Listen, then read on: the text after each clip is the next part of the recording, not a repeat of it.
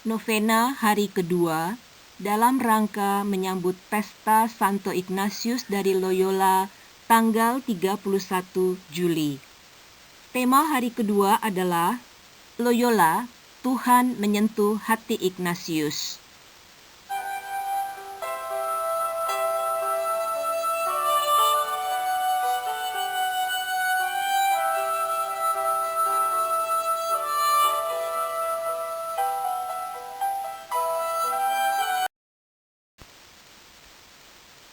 Ya Allah Tuhan kami, pandanglah kami datang menghadap-Mu untuk mengingat dan membayangkan, mendekati dan meresapkan kisah perjalanan rohani Santo Ignatius Loyola dari seorang pendosa menjadi seorang sahabat dan rasul-Mu.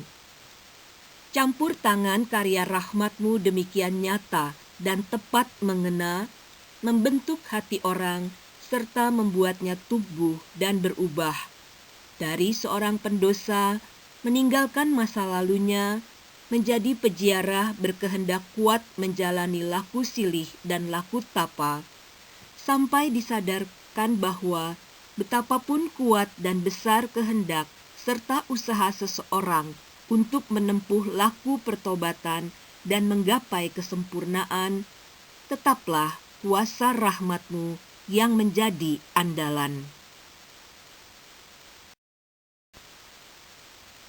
Lebih daripada itu, campur tangan-Mu ya Tuhan, membentuk dan mengarahkan Santo Ignatius untuk tidak hanya mengejar keselamatan dirinya, tetapi dengan rahmat-Mu yang sama, memperjuangkan keselamatan sesama. Santo Ignatius pun menjawab ya, seperti Bunda Maria menjadi alat keselamatan-Mu, menjalani hidup dalam kelompok sahabat-sahabat-Mu. Kami bersyukur untuk semua itu, dan pada hari-hari menyambut peringatan Santo Ignatius, kami mengingat lagi karya-Mu pada dirinya dan pada serikat yang didirikan bersama dengan teman-temannya, seraya membiarkan diri untuk Engkau bentuk melalui pelbagai peristiwa hidup kami, supaya kami semakin mengenal-Mu lebih dalam, mencintai-Mu lebih dekat, dan melayani-Mu lebih utuh dalam segala dengan tulus dan sukacita. Bersama Santo Ignatius, jadikanlah kami sahabat-sahabat-Mu. Amin.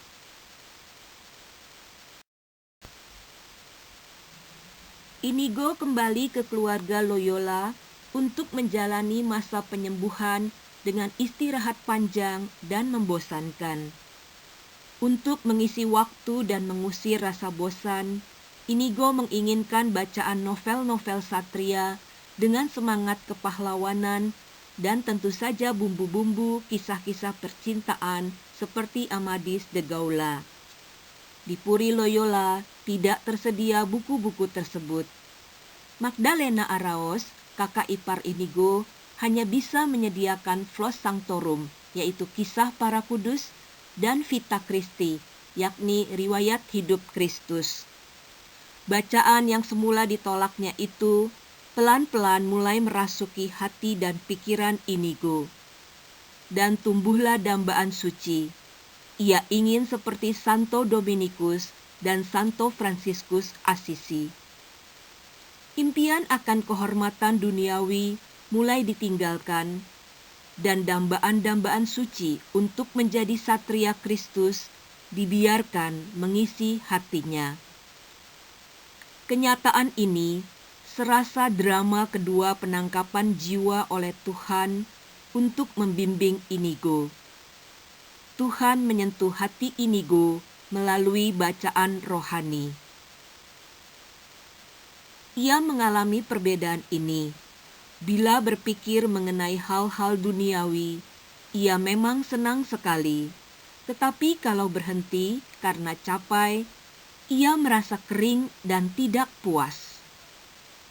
Sebaliknya, bila berpikir mau pergi ke Yerusalem tanpa sepatu dan hanya makan sayuran, serta menjalankan semua hal lain yang berat, yang dilihatnya pernah dilakukan oleh para santo, Inigo merasa terhibur. Bahkan tidak hanya pada saat ia sedang dalam pikiran itu, tetapi juga saat-saat kemudian bila pikiran itu telah ditinggalkannya, ia tetap merasa puas dan gembira. Akan tetapi, ia tidak memperhatikan hal itu dan juga tidak menyempatkan diri untuk mempertimbangkan perbedaan itu. Pada suatu saat, matanya dibuka sedikit dan ia mulai merasa heran akan perbedaan itu serta mengadakan refleksi tentang hal itu. Berdasarkan pengalaman, ia mulai menyadari bahwa dari pikiran yang satu, ia menjadi murung, dan dari yang lainnya, ia merasa gembira.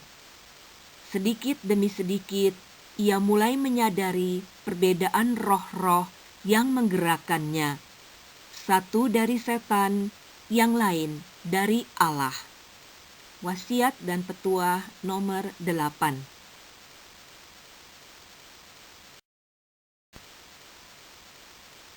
Kini marilah kita hening sejenak, seraya kita memohon rahmat dari Allah, agar kita pun mampu mengenal, memilah, dan memilih kehendak Allah dalam setiap peristiwa hidup kita sehari-hari.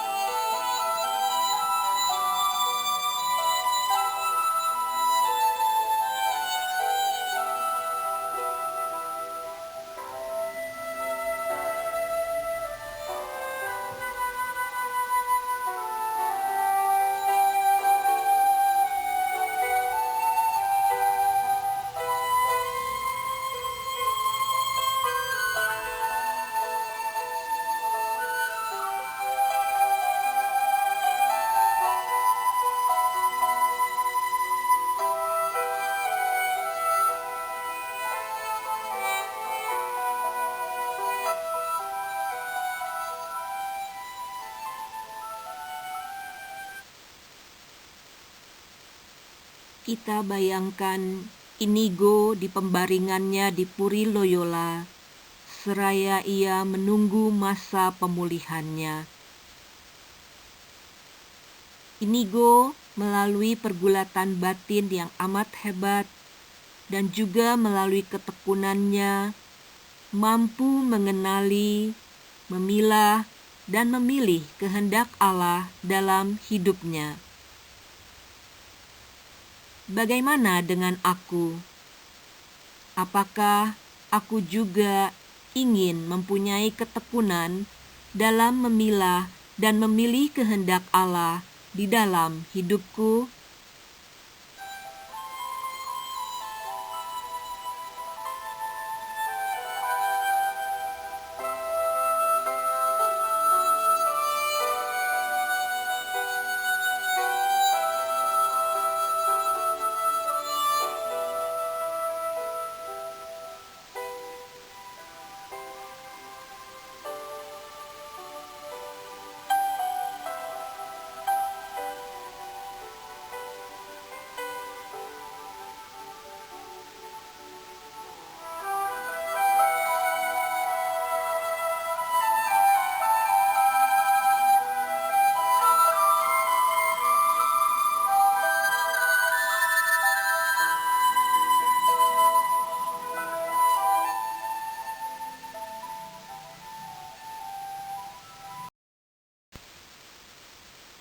Marilah kita berdoa. Ya Tuhan, Allah Bapa kami, Santo Ignatius telah melewati masa awal yang membosankan karena harus berbaring sakit. Namun, dalam kondisinya itu, Engkau berkenan mengubah jalan hidupnya untuk menjadi alat-Mu. Kami mohon, bantulah kami untuk mampu mengenali dan menyambut sapaan-sapaan-Mu dalam rutinitas hidup dan karya kami. Hiburlah dan temanilah dengan rahmat-Mu para sahabat kami yang sakit dan harus menjalani perawatan medis.